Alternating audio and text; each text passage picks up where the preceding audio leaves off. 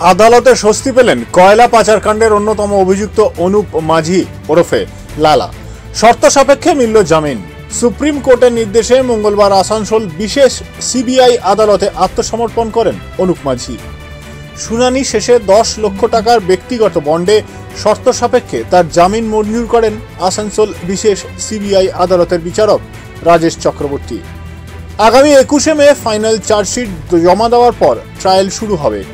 অনুপকে তদন্তে সহযোগিতা করার নির্দেশ দেওয়া হয়েছে আদালতের পক্ষ থেকে।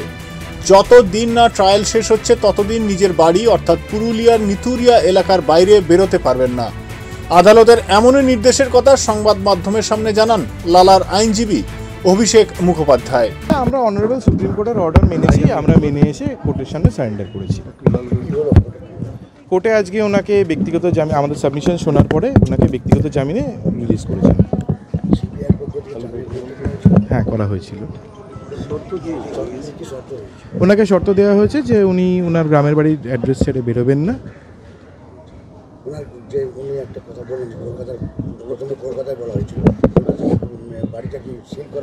সেটা প্রসিকিউশন কি করেছে সেটা বলতে পারবেন যিনি সরকারি পিপি যিনি আছেন, উনি ওটা বলতে পারবেন।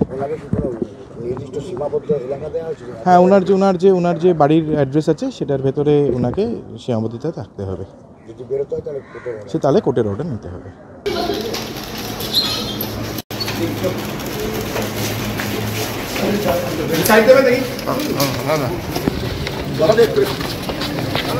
দাদা কিছু বলুন। দাদা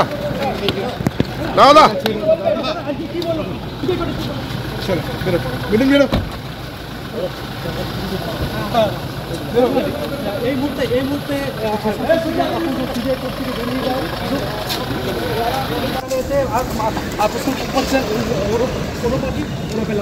এখন তিনি বেরিয়ে গেলেন।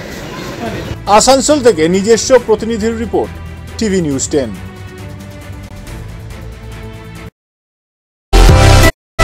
সুলভে সঠিক চিকিৎসার একমাত্র প্রতিষ্ঠান বিবেকানন্দ হসপিটাল। 24 ঘন্টা emergency service, blood bank, trauma care.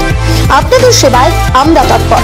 গুণমান ও পরিষেবায় দুর্গাপুর বিধাননগরের ডক্টর জাকির হোসেন এভিনিউর বিবেকানন্দ হসপিটাল শিল্পাঞ্চলের মানুষের মন জয় করেছে। সবার আগে খবরের আপডেট পাওয়ার জন্য সাবস্ক্রাইব করুন আমাদের ইউটিউব চ্যানেল এবং ক্লিক করুন বেল নোটিফিকেশন আইকনে।